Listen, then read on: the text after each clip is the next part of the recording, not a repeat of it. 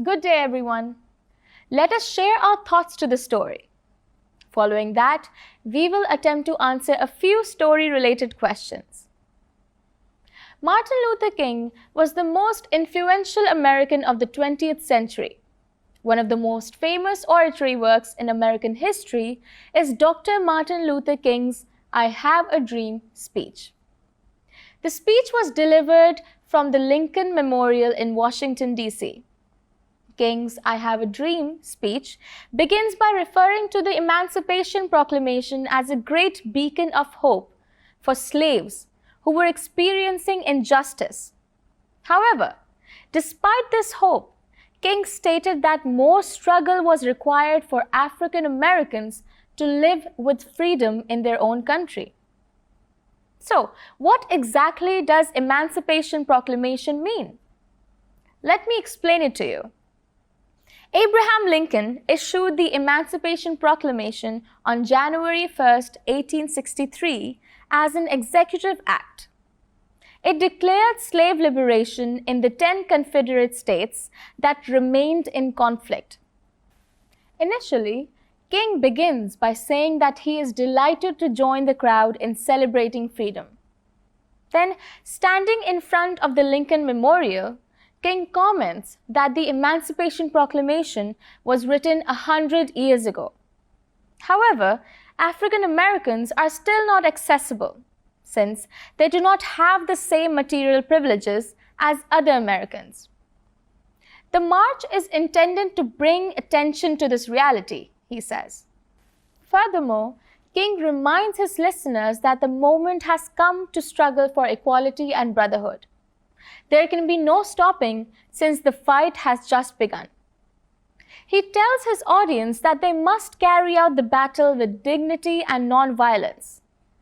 People should not resort to violent activities, but rather remain disciplined and continue to go forward with the end objective in mind. King encourages individuals to maintain their faith and not wallow in the valley of despair. He declares that, despite our vast difficulties, he hopes that our nation will rise and become equal. Then, King recalls his goal for America, a desire that one day the country will live out the true meaning of its faith and make the truth all men are created equal a reality.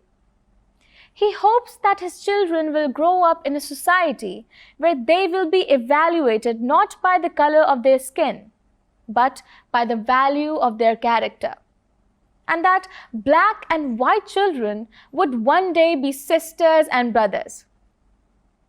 To genuinely build America a great nation, King urges his audience to carry their trust in meaningful change back to their hometowns, where they must continue to suffer together and stand up for freedom together. He begs for freedom to ring out across the land, from Colorado's highest peaks to Georgia's Stone Mountain and every hill and molehill of Mississippi. He claims that only when America allows freedom to ring across its hills and valleys will black men and white men, Jews and Gentiles, Catholics and Protestants be able to sing truthfully and honestly the words of an old Negro spiritual, "Free at last, thank God Almighty, we are free at last." Now, let's go through some difficult terms and their definitions. Persecution. It refers to the ill treatment often based upon race, political, or religious views. Veteran. A person with extensive experience in a specific field, such as a veteran soldier or a veteran actor. Redemptive.